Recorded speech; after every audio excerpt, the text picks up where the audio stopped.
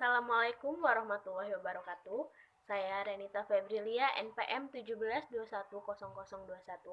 Kali ini saya akan menjelaskan materi auditing tentang manajemen letter. Yang akan saya bahas kali ini mulai dari pengertian manajemen letter, cara membuat manajemen letter yang baik, manfaat manajemen letter, serta tugas dan tanggung jawab tim audit dalam membuat manajemen letter. Langsung saja masuk materi yang pertama, yaitu pengertian dari manajemen letter.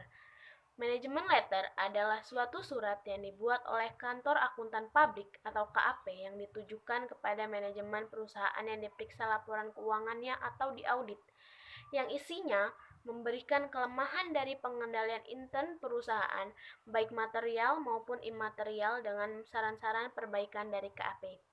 Selanjutnya, untuk mempelajari dan mengevaluasi pengendalian intern, akuntan pabrik bisa menggunakan yang pertama, internal control questionnaires, yang kedua, flowchart atau bagan arus dokumen yang menggambarkan arus dokumen dalam memproses suatu transaksi dari awal hingga akhir dengan menggunakan simbol-simbol tertentu.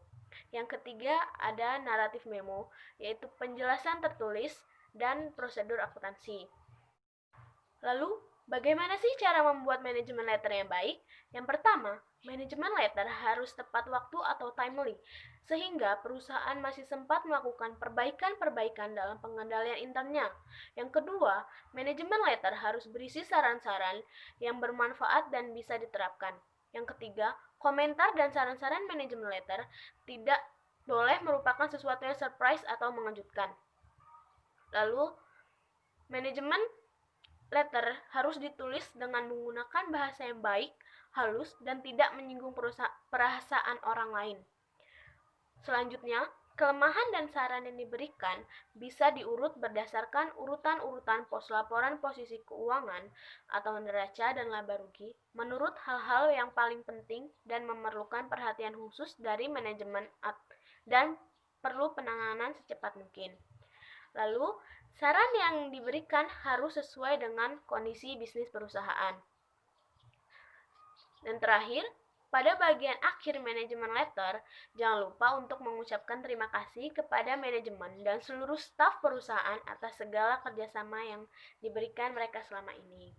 Nah, itu tadi cara membuat manajemen letter yang baik. Selanjutnya kita akan bahas tentang manfaat manajemen letter. Manajemen letter tidak hanya mempunyai manfaat untuk klien, tetapi juga untuk KAP dan staf KAP.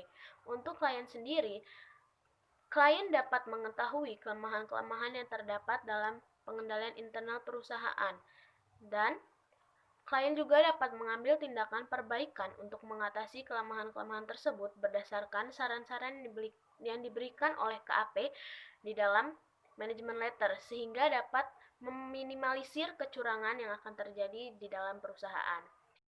Manfaat untuk KAP sendiri, manajemen letter dapat menjadikan nama KAP bertambah baik, karena di samping laporan pemeriksaan akuntan, juga memberikan manajemen letter yang sangat bermanfaat bagi perusahaan. Dan apabila manajemen perusahaan puas, pasti mereka akan menyarankan kepada rekan bisnisnya untuk memakai jasa akuntan pabrik tersebut. Otomatis, jika banyak yang memakai jasa akuntan pabrik tersebut, maka dapat menambah jumlah klien KAP. Lalu, untuk staf KAP sendiri, kesejahteraan pegawai dapat ditingkatkan apabila banyak klien yang menggunakan jasa KAP. Lalu, klien juga mendapat kesempatan untuk mempelajari pengendalian intern di berbagai perusahaan. Dan yang terakhir, staf KAP juga mendapat kesempatan mempelajari bagaimana manajemen letter yang baik.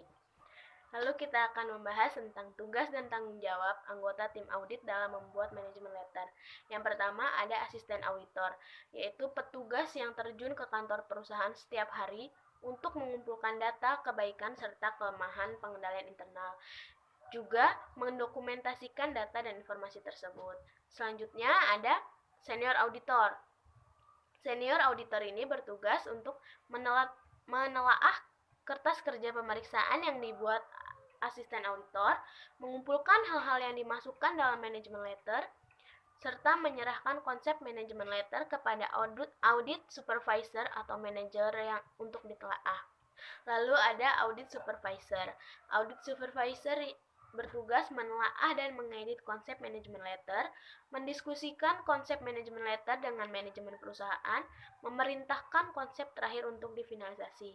Dan yang terakhir ada audit partner yang bertugas untuk menelaah kembali konsep yang sudah diperbaiki, membahas hasil diskusi konsep manajemen letter yang telah dilakukan oleh manajemen dengan manajemen perusahaan, dan menandatangani manajemen letter.